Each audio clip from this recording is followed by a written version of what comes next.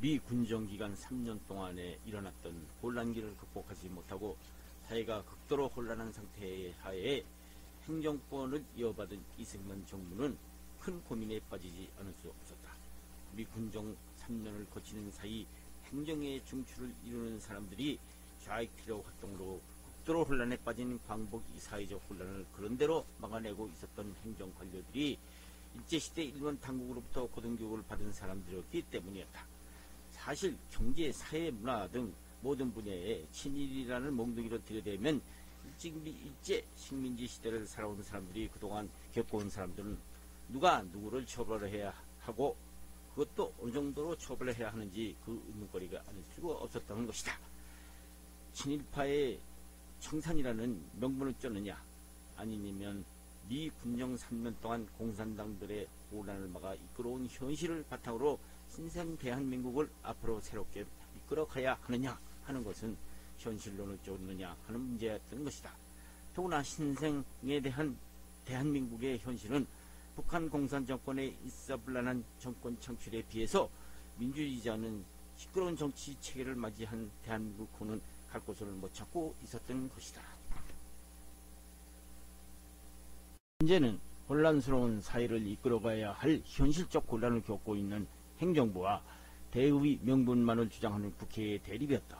일제의 어감 밑에서 터지며 살아온 불쌍한 국민들은 지도자들의 눈치만 보고 있는데 그토록 미국, 영국, 소련, 중국 등 4대국으로부터 한국민들을 오랜 식민지 생활로 미개한 민족으로 당분간 신타 통치를 받아야 한다는 치욕적인 모욕을 극복하고 이른 대한민국 국호가 흔들리고 있는데도 미 군정으로부터 정식 인수받은 신생 대한민국 지도자들은 명분과 현실을 두고 싸움만 하고 있었던 것이다.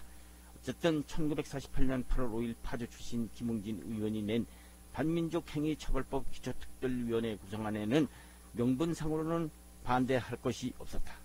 다만 나라가 겨우 안정되어 가고 있는데 왜 이렇게 성급하게 구느냐 하면서 서희환, 이상득, 배현태 의원 등은 법 제정을 서두르지 말자고 제안하기도 했다. 결국 이승만 정부는 1948년 9월 22일 정부는 일제하에서 악질적인 행위를 하는 반민족 행위자를 처벌하자는 반민족 행위자 처벌법을 공표하기에 이른다.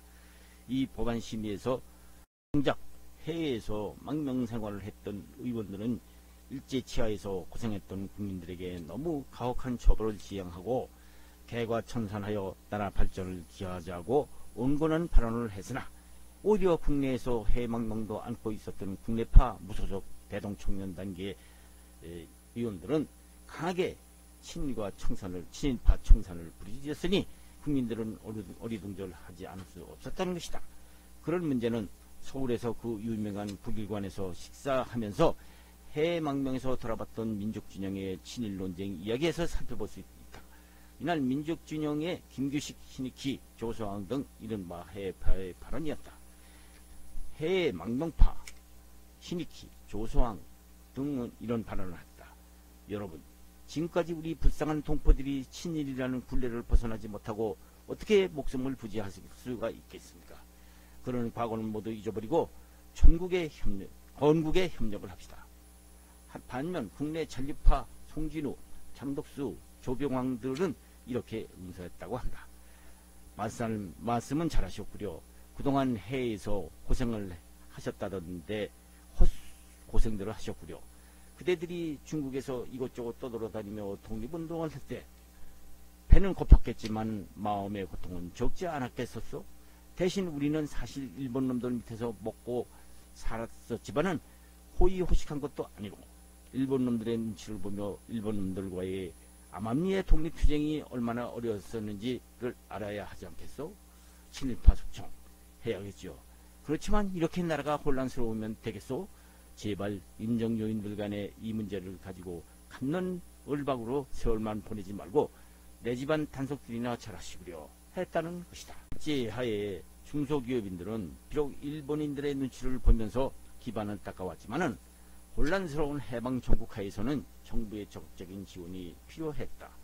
어쨌든 이승만 정부가 당면한 가장 시급한 문제는 좌익들의 도전을 막아내는 것이었고 이를 위해서 국가 발전을 주도할 것을 재빨리 만들어야 했던 것이다. 정부는 일을 해야 하고 국회는 과거를 들춰내는 등 국회와 정부의 입장 차이는 너무나 확연했다. 국회는 미 군정 3년을 이끌어온 행정 관료들을 대책도 없이 관료들에 대한 친일파라고 그 해석에 따라서 친일파냐 아니냐를 가리지 못하면서 바글바글 끓고만 있었던 것이다. 반민법 문제에만 눈을 돌렸던 것이다. 겨우 안정되어 가고 있는 사회 혼란을 어떻게 막느냐는 일부 국회의원의 반대를 무릅쓰고 이런 반민법이었던 것이다.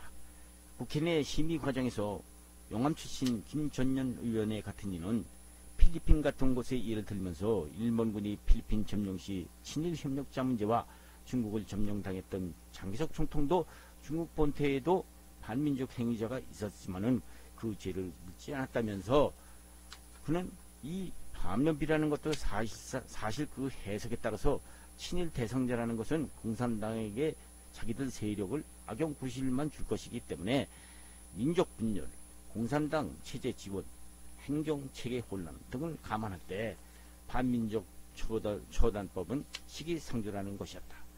방청석에서는 이 법을 설명하던 친일 고관 숙청특별위원장 김인식 의원에게 그렇다면 너희도 친일파가 아니냐 하면서 고함을 지르는 사태까지 벌어졌었다. 사실 이승만 새 정부는 행정의 기틀을 세우는 데 있어서는 일제시대 공부를 많이 한 관료를 볼 수밖에 없었다. 더욱이 기술관료는 말할 것도 없었다. 결국 반민법은 통과되었고 6.25 사변이 터지던 1년 전인 1949년 1월 6일 구성된 특별조사위원회는 국회에서 발족한다. 위원장의 김상덕, 부위원장의 김상돈, 총무과장의 이원영, 서기관의 최주용, 제1조사부장의 이병홍, 제2조사계장의 구연골, 제3조사부장의 오변면영 등으로 선정된다. 또한 특별재판부장에는 김병로, 특별감찰부장에는 권승열이 부임했다. 1월 8일 드디어 활동을 개시했다. 화신사장 박흥식, 작가 이광수, 시인 최남선, 작가 이기용, 김계수 만주총영사, 조일 일본 경찰 밀정 김우영, 일본 헌정 밀정 장hu영, 이등방문 양녀 배정자, 목사 이동욱, 잡지사장 박희도 등이 계속 구속시킨다. 심지어 반민특위는 경찰서에까지 들어가 들이닥쳐서 혐의 있는 자까지 체포하는 일까지 발생되었다. 반민특위는 서울시경 수사과장 최운하가 일제시의 경찰관 생활을 좀 문제 삼아서 친일파라면서 경찰서까지 들어가 수갑을 채워 끌고 나가는 사태까지 벌어진다. 이를 바라보고 있던 서울시 경찰국 수사과장 최난수 차장, 홍덕희 차장 등 박장림, 노독술 등 형사들은 이에 반발하기 시작하고 이듬해인 1949년 6월 6일 서울시 경찰국 산하 경찰 병력에 의해서 특위 청사가 포위되는 사태가 벌어진다. 최운하 수사과장을 불법으로 체포해갔다는 이유에서였다. 반민특위 위원장 김상덕은 최운하가 일본 경찰관으로 있을 때 일본 경찰에 부역했으므로 그를 구금했을 뿐인데 시 경찰 병력이 특위 청사를 왜 포위하느냐고 하는 것이었다. 특위는 경찰국장 김태선에게 항의하였으나 김태선은 정부 방침에 의해서 포위하고 있을 뿐이라고 애매한 답변만 하고 올 뿐이었다. 김상덕 위원장은 이에 대해서 국회에서 해결해달라고 요청하는 사태까지 벌어지고 결국 반민특위가 지휘하고 있던 반민특위 경찰대가 해산되면서 반민특위 활동은 사실상 종집을 짓게 되는 것이다.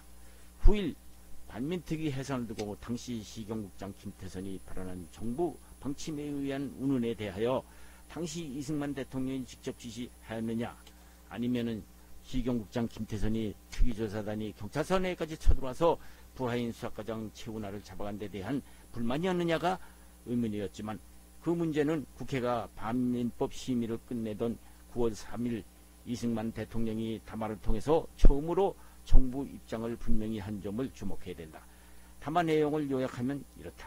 1948년 9월 3일 이승만 대통령이 반민족 행위 처벌 활동 입장에 대해서 한 담화 내용이다. 국민 여러분, 지금 우리 국회에서는 친일파 처리 문제로 혹시 자기도 친일파로 몰리지 않을까 하여 마음이 동요되어 이 일이 손에 잡히지 않고 있다는 바. 정부로서는 이를 방관만 할 수 없는 것이 이 문제로 민심이 흉흉하여 나라가 정상적으로 나아갈 수가 없다는 것입니다. 법을 다루는 사람들은 심사숙고해서 정부의 신망을 안팎으로 잃지 않게 하여야 할 것입니다. 더구나 언론은 억울한 사람을 인식 공격함으로써 민심을 흉흉하게 하여서는 안 될 것입니다. 친일파 처리 문제는 누구나 수긍할 수 있는 것을 근거로 만들어 조용하고 신속히 처리함으로써 국민들의 불안감을 해소시켜 주어야 할 것입니다. 이것은 1948년 1월 10일 반민특별법 제정에 따른 이승만 대통령의 입장이다. 국민 여러분, 우리는 그동안 일제의 학정 밑에서 36년간을 살아왔습니다. 오늘날 우리 민족의 힘으로 나라를 되찾지 못했기는 했으나 연합국의 도움으로 국권을 되찾고 건국하는 영광을 갖게 되었습니다. 생각 같아서는 우리 민족은 나라를 팔아먹었던 이완용이나 송병준을 우리 손으로 처벌하여 공문이라도 싣는다면 얼마나 좋았겠습니까? 그러나 우리는 우리 힘으로 구한말 우리가 우리 주권을 지키지 못하였기 때문에 이완용, 송병준 등 반역 원괴들에게 당하여 이 나라를 팔아먹은 공분을 그동안 씻지 못하였던 것입니다. 국민 여러분, 우리는 오늘날 국권을 되찾았고 신생 대한민국을 건국하는 마당에 지난날 그런 인간들을 생각하면 분이 풀리지 않았겠지만 지금은 국권을 찾고 건국하는 오늘에 있어서는 그동안의 공분도 풀리고 앞으로 이 나라를 새롭게 꾸려나가야 할 마당에 그동안 일본 놈들에게 붙어서 처벌을 하는 것은 마땅하나 법안을 만드는 데 있어서 그 죄를 범하게 된 배경과 역사적 비극을 냉철히 파악하여 억울한 사람이 없도록 공정히 처리해야 할 것입니다. 지금 국회에서 이를 해결하기로 진행 중인 반민족 특별행위처벌법은 그 일의 도리와 그 일을 처리할 법관의 직무 범위를 엄격히 하여 이 중대한 문제가 영구히 그릇됨이 없도록 해야 할 것입니다. 원래 죄진 사람을 처벌하는 그 뜻은 오직 그 죄를 징계함으로써 다시는 그런 범법자가 나타나지 않게 유순하고 선량한 국민을 보호함에 있으니 반민족 특별법의 정신도 반드시 엄격하게 억울한 사람이 생기지 않도록 이 법률을 집행하는 모든 법관들은 명심해야 할 것입니다. 더욱이 주의해야 할 것은 지금 우리는 건국 초창기이니 앞으로 우리 국민의 생존을 추구해야 할 시점입니다. 그러므로 모든 법관들은 너무나 구애되어 우리의 앞날에 장애가 되는 일에 집착만 해서는 안 될 것입니다.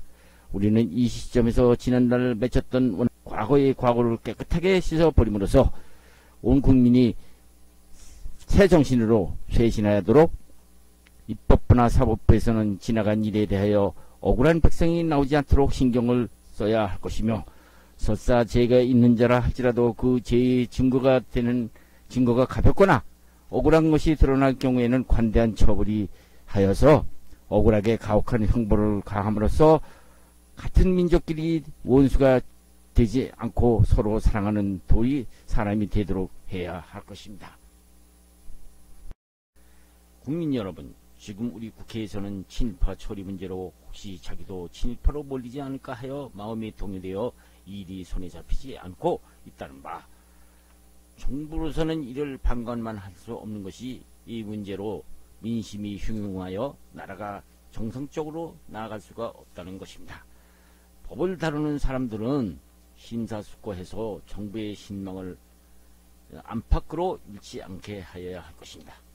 더구나 언론은 억울한 사람을 인식 공격함으로써 민심을 흉흉하게 하여서는 안 될 것입니다. 친일파 처리 문제는 누구나 수긍할 수 있는 것을 근거로 만들어 조용하고 신속히 처리함으로써 국민들의 불안감을 해소시켜 주어야 할 것입니다.